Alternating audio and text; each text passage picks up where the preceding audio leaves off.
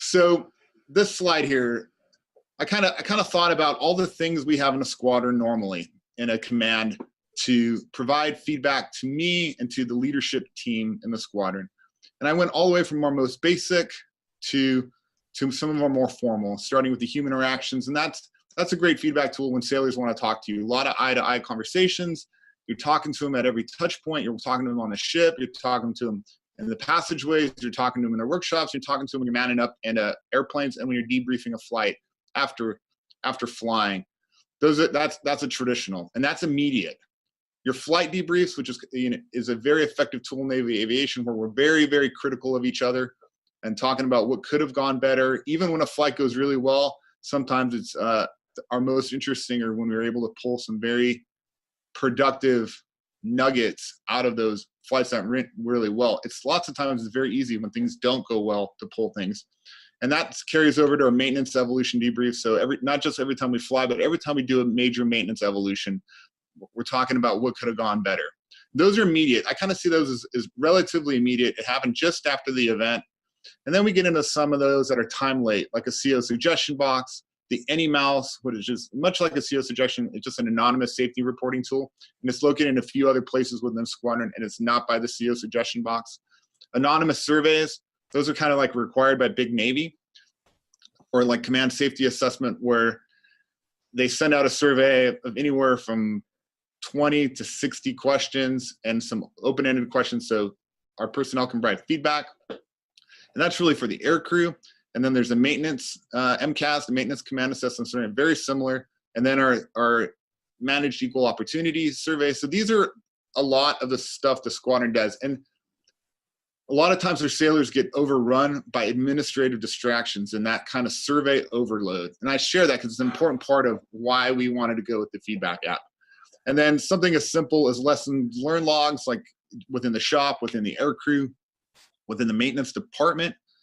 And then as formal as your evaluation and fit reps. And that's kind of almost too late, because at that point you're telling them all the things they did wrong, and not necessarily, and that's why they're being graded in such a way for promotion, and not necessarily a lead measure, which could have prevented some of that behavior. One of the strengths that I saw when I went out there to Boston and saw this cool feedback app is I looked at it a little differently. In addition to these traditional methods, it was one more opportunity. And in a Hawkeye community, we speak about weapon systems and sensors. We are a sensor platform. So it made a lot of sense to us to describe this as one more sensor within our team. And this is my advice, and then I'll open it up for questions. And I think this resonates with Tom and company and Greg and Charlie and Megan, is don't be afraid of the feedback you will get, fight for it. I was more concerned about feedback I wasn't getting. What wasn't I hearing? Because your sailors are talking about it. They're talking about it to each other. They're talking about it in the work centers. They're putting it on Facebook. They're putting it on their WhatsApp. They're doing all this. They're complaining. Some of it, most of it's valid. There's some truth to it. Some of it is just complaining, and that's okay. They need a place to vent. That's normal. That's healthy. But if you have an opportunity to have a sensor that can create and capture some more of those signals, suck those signals in, and provide you some essay, I would say there's no bad to that. I'd get after that with all the energy you have. I already talked about my opinions on making sure you close the loops with your teams for both effective feedback and ineffective feedback. So when I was getting that stuff with the JOs smoking and joking and acting the fool, we addressed it with them. Like, hey guys, you set a bad example by doing that. Here are some better ways to use it. Then I showed them what our most junior sailors did, and they were kind of embarrassed, and it was very effective. That's kind of like the up check and down check in some ways in a more immediate format. Again, I'm not going to berate this. It's just one more tool. Don't just rely on feedback. And I'm sure the team has shared with everybody. Don't lead by feedback. Don't constantly change your course. Don't constantly shift your rudder based on one piece of feedback. Follow those up checks. Get a sense. Just use it as one more tool. And it sucks sometimes. Like, you get some hard feedback, and it's good to keep a sense of humor and understand what is going on in your unit, and laugh about it when you can. That's been our we laugh a lot sometimes behind the frustration, but it's been good for us. When I got my survey results in July, I felt, I'll tell you, I've never been so shocked in my life as how pissed they were at me. That top comment, as I was building, these are actually copies and pastes of the free text that were in that survey. And I actually didn't read that top one initially the way that I do now. And knowing what I know with 2 academies under my belt, I went back to build this presentation and read that. And it hadn't occurred to me what a backhanded comment that was, that rarely is a team able to perform their mission with such truly convincing smiles. This is a direct quote. Since the CO arrived, there's an attempt to become over-effective. And it's funny because I didn't think I was trying to be over-effective. I actually thought I was being just the right amount of effective. The overall decline of happiness was a comment that was probably made eight separate times and really presented a theme to me about what everyone was feeling. And this last one, I haven't even addressed this with the staff to this day, but it's one that I probably read 20 times after this survey come out, that it's a shame to see that the staff will be subject to the leadership of an inexperienced junior officer trying to make a name for himself. Holy shit. This is my first command.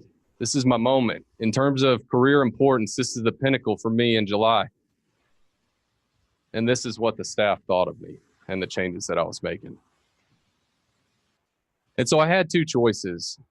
And this is a popular graphic that Charlie uses in some of his presentations, and it really resonated with me. Just the idea that I could either address this like I was planning, in hiding, maybe faking, pulling out stats that I felt like would make me look good as a leader, hiding some of that bad stuff. They didn't have to know that 8 people wrote the same thing. They didn't have to know how raw that comment was about my inexperience as a leader. I could go that route. I could LHF my way out of it. Or I could face it head on. And honestly, I don't know that I would have chosen the latter if I hadn't made it to the Feedback Academy in November. It really opened my eyes, seeing next jumpers open up, seeing people share their journeys, their failures. And working with my TP, we structured a brief that, no kidding, took that same free text that I just showed you, put it on a slide and briefed it back to the staff, highlighted trends, owned it. It was one of the most remarkable experiences of my life, seeing the look on their faces that I was listening. And in that failure, I would argue 10 times over that because I made that choice, I had an early defining success in my command tour. Seeing the success and the vulnerabilities that I had offered to my staff and reservists really was starting to feel good. And this is a ritual that really resonated with me. Christian specifically, when I was here, briefed his journey. And for those of you not familiar, I hope I'm not spoiling anything. You know, it culminated with him winning the Avengers Award, which is the highest honor, I think, for any next jumper. But one of the trends I had seen in any next jumper's journey was that it's very sawtooth. People were very comfortable with admitting when they had some peaks of success, but just were willing to dive into those swamps and those downward turns where things weren't going quite so well.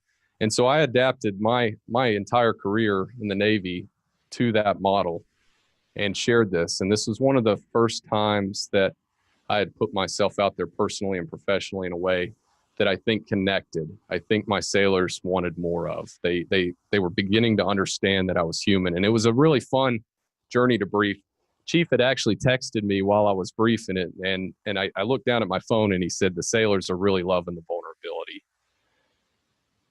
What a win for a leader to look down and see that your senior enlisted is buying in, that your chief is, I look over, he's jotting down notes. He's mapping out his own journey as I'm going through this. And for those of you who can't see, I tried to do it in a way that called out behaviors like lying, hiding, faking, concepts that we had introduced. But what it really told my staff was that in the first half of my career, I was an arrogant monkey and had a tough time not being number one all the time. And later in my career, that I had found myself diving on grenades for my staff, that I was faking oftentimes on my subordinates' behalf because I didn't want to lose. I didn't want to not be number one. What an incredible experience for them. And within 2 weeks, we had a volunteer, and to date. Running this about every 2 weeks, we have not left a meeting where we didn't have somebody raise their hand voluntarily and say, I want to brief the next one. We're now at the point where everybody understands, for the most part, the mechanics of what we're doing. Problem is, not everybody's bought into the vision, the vulnerability, and that's fine. We are at a point, though, where we're done selling.